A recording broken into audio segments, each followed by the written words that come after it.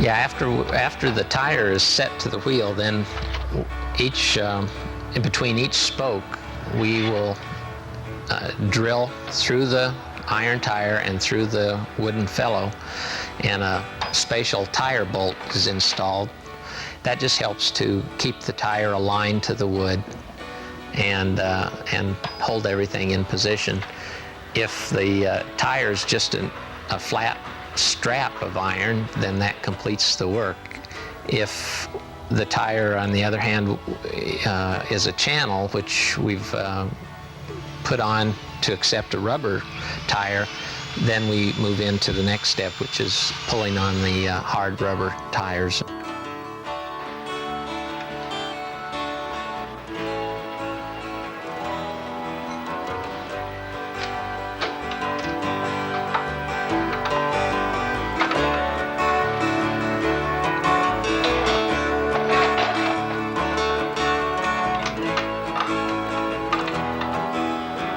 And we draw down the rubber tire with a spatial machine, and it's firmly attached to the wheel.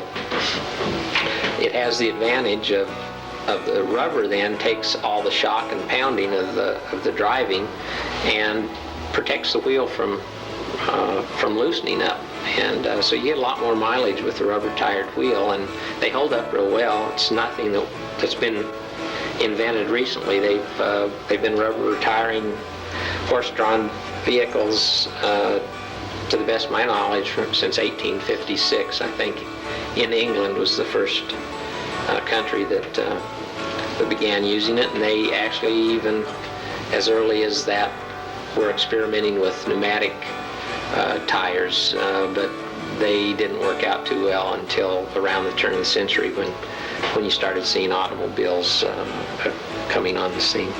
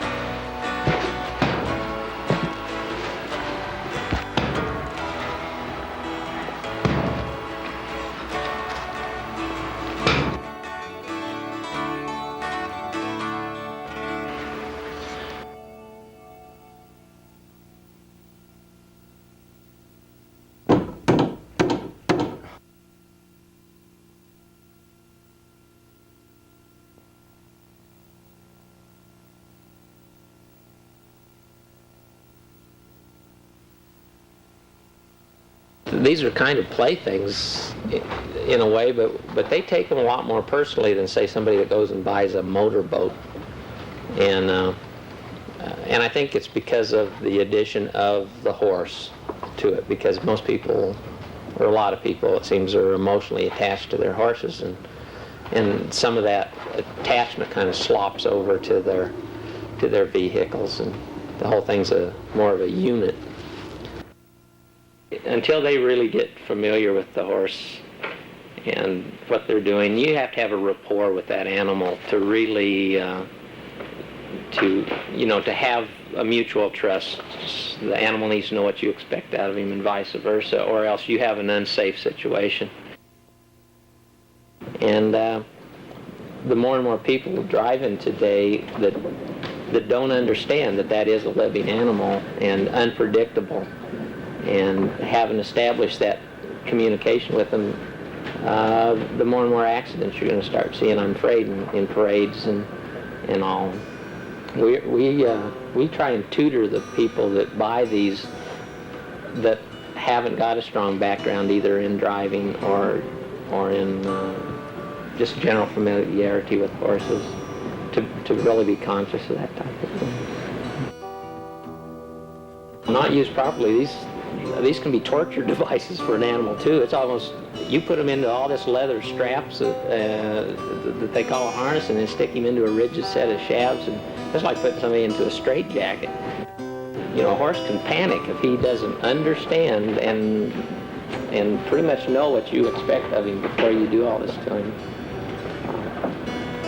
We've had some pretty exciting explosions in the valley this year with some pretty experienced drivers that even they let their guard down and ended up having an accident.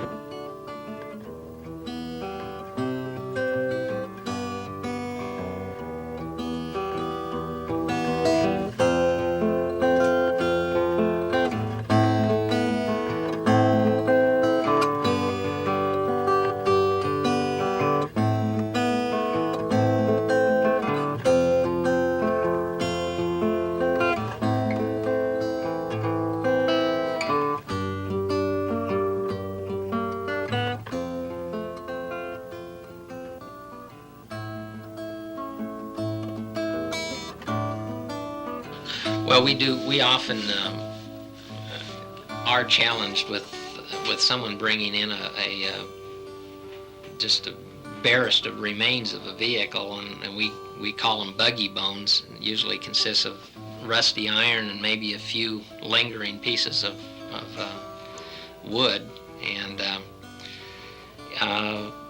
oftentimes you don't have any idea what you have until you begin slowly piecing it together, laying out the various components, seeking some trace of maybe an original paint chip that's left underneath the edge of a bolt head or something, and you keep track of all this information and slowly begin rebuilding some picture of the vehicle. If you may discover a company name on an axle that's stamped in that gives you a clue as to what you have, and you're able then to pursue that through either documents that exist that are available to you, or through a research or museum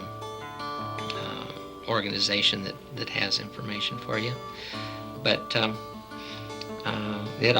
it comes together slowly. Sometimes things are readily recognizable, and we've been doing it long enough now that we do quite often see some little aspect of a pile of bones that will immediately tell us what we have, and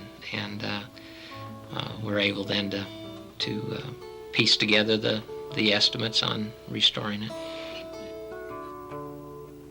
It's been a very rewarding business, though, in a lot of ways. I guess I've always had an interest in history in general, and each one of these vehicles, again, particularly the restorations, but really any of them, each one's like a little mini history lesson. You learn a lot about the times, fashions, things that were popular at various periods in our country's history. Each one of these vehicles has a story of its own, and we very often find out details about that, which makes it fun. If you discover that somebody's grandfather owned it, or that some older gentleman drove a grocery delivery wagon in a particular community, and you'd be surprised how many little bits and pieces are drawn together regarding it. And we very often will record these things as we discover them. If we find somebody's name written on a component of a buggy, we'll always record that and see if it ties into something that either had to do with the family that owned it, or maybe where it was purchased originally.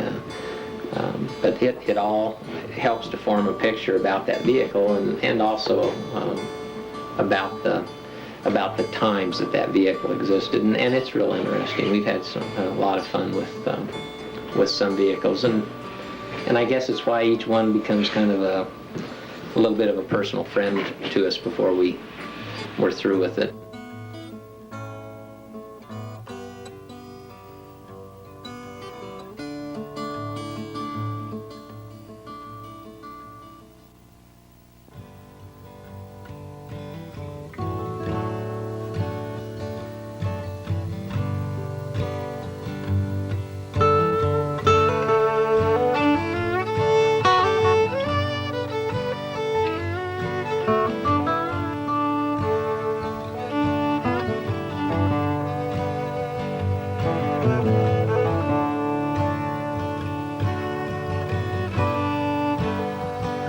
We chose the Bitterroot Valley because it was comfortable. When we drove through this valley the very first time about 6 or 7 years ago, felt like we came home, sort of, and so probably for the first time in either one of our lives, career-wise, we chose the place we wanted to live first, and then decided second what we were going to do for a living. And this came about just kind of naturally.